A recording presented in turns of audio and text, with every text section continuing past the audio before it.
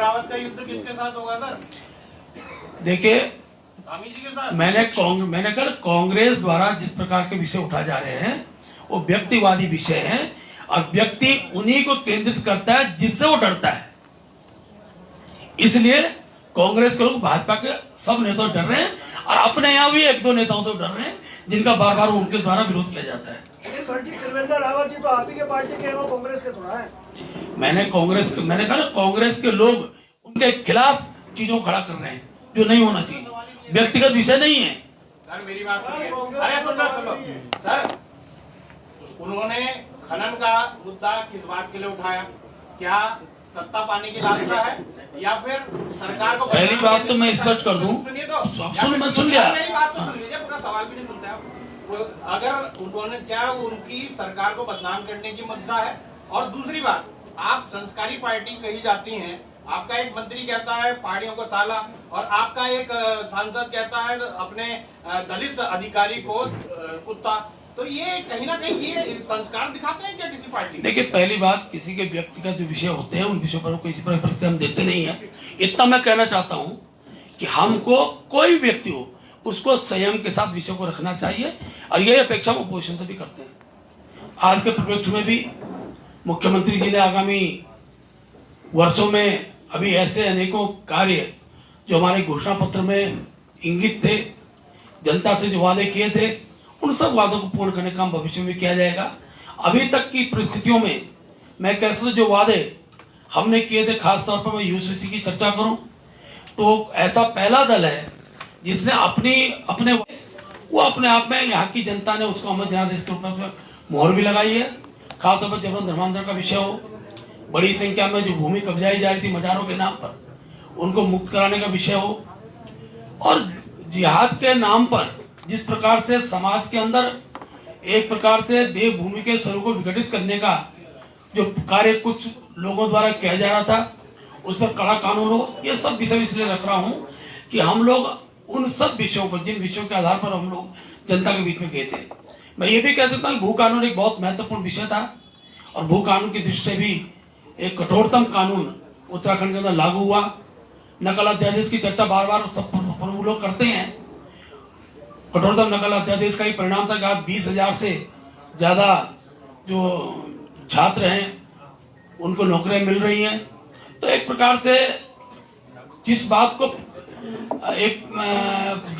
को हम लोग कहते हैं उसको रिजल्ट के रूप में भी प्रदर्शित करते हैं और हमारी सरकार ने उन कामों को किया है।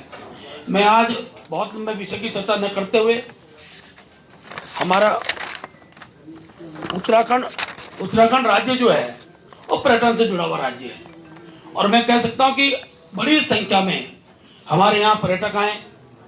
इसी विषय को लेकर हम लोग बहुत एक प्रकार से सब कार्यक्रमों की श्रृंखला दिशा की ओर बढ़ा रहे हैं। आगामी दिनों के अंदर भी मुख्यमंत्री से हमारी वार्ता हुई है। पूरी सरकार उत्तराखंड के अंदर यात्रा व्यवस्था सुनिश्चित हो, बड़ी संख्या में यात्री आए, उस दिशा में प्रयास हो रहा है। देश के माननीय प्रधानमंत्री जी का गूंजी आना आदि कैलाश में और जागेश्वर धाम में जाने के बाद वहाँ की यात्रा बढ़ी है। बड़ी संख्या में जो होम स्टे हैं उन पर यात्रियों ने रुकना प्रारंभ किया है और भविष्य के अंदर वहाँ और यात्रा विकसित हो, उस चीज की चिंता भी हम लोग कर रहे हैं। गंगोत्री में शीतकालीन यात्रा का श्रीगणेश के लिए देश के प्रधानमंत्री जी आए। मुखवा के अंदर पहली बार, आजादी के बाद पहली बार कोई प्रधानमंत्री माँ गंगा के मायके पहुंचे और मैं कह सकता हूँ भविष्य के अंदर उस क्षेत्र में बड़ी संख्या में यात्रियों का आवागमन होगा और वो भी एक प्रकार का हमारा एक बहुत बड़ा एक मैं कह सकता हूँ कि यात्रा की दृष्टि से उत्तराखंड राज्य की आर्थिकी में एक बहुत बड़ा योगदान उस रूप में दिखाई देगा। 55 लाख यात्री ये पिछले वर्ष यात्रा में आए हैं और मैं कह सकता हूँ जिस प्रकार से देश के प्रधानमंत्री जी ने जो कंसेप्ट उत्तराखंड के लिए दिया है, खासतौर पर उत्तराखंड की यात्रा, हर प्रकार की यात्रा, चाहे शादी के क्षेत्र में वेडिंग इन्वेस्टर समिट का विषय हो और वेडिंग डिस्कशन का है भाई, के बाद पानी ला दो, इसका विषय हो और इसके साथ साथ प्रधानमंत्री जी ने बड़ी उसकी चर्चा हुई, लेकिन मैं कह सकता हूँ कि जिस राज्य में जो चीज है, जिसका जो आनंद ले सकता है, वो भी यात्रा का एक संयोग बनता है। घाम ताप की बड़ी चर्चा इस राज्य के अंदर कुछ उन लोगों ने की है जो लोग इस राज्य के उस स्वरूप को समझते नहीं है। शीतकाल में जब पूरे भारतवर्ष के अंदर कोहरा लगा रहता है, भगवान सूर्य के दर्शन नहीं होते हैं, ऐसे समय पर विटामिन डी को प्राप्त करने वाले लोग, यात्री, अगर भारतवर्ष के इस राज्य में आते हैं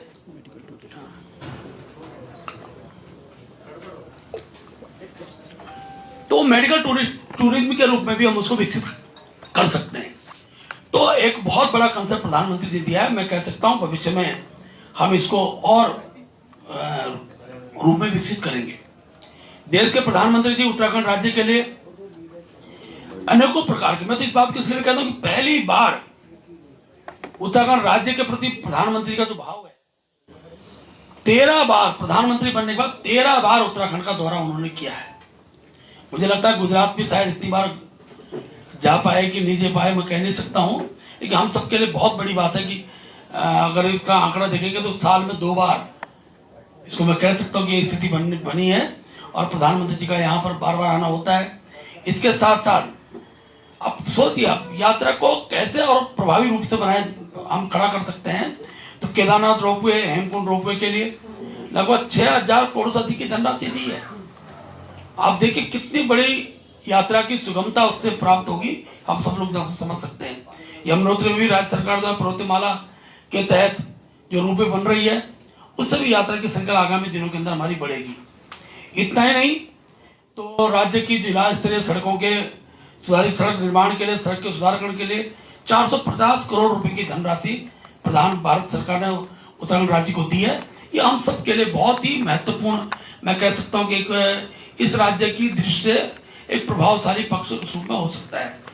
मित्रों, सरकार जब काम करती है तो आज मैं इस बात को इसलिए कह रहा हूं कि काम के आधार पर प्रश्न खड़ा करे तो विपक्ष में उतना नैतिक बल नहीं है।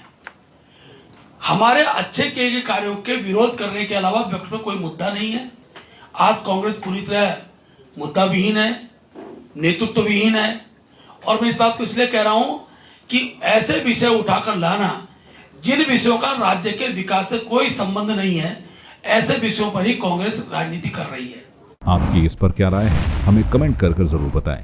इसके साथ ही आप हमारे YouTube चैनल को सब्सक्राइब कीजिए। आप हमें Facebook, Instagram, Twitter पर फॉलो भी कर सकते हैं और संवाद 365 के साथ एक क्लिक में जुड़ने के लिए डाउनलोड कीजिए संवाद 365 ऐप।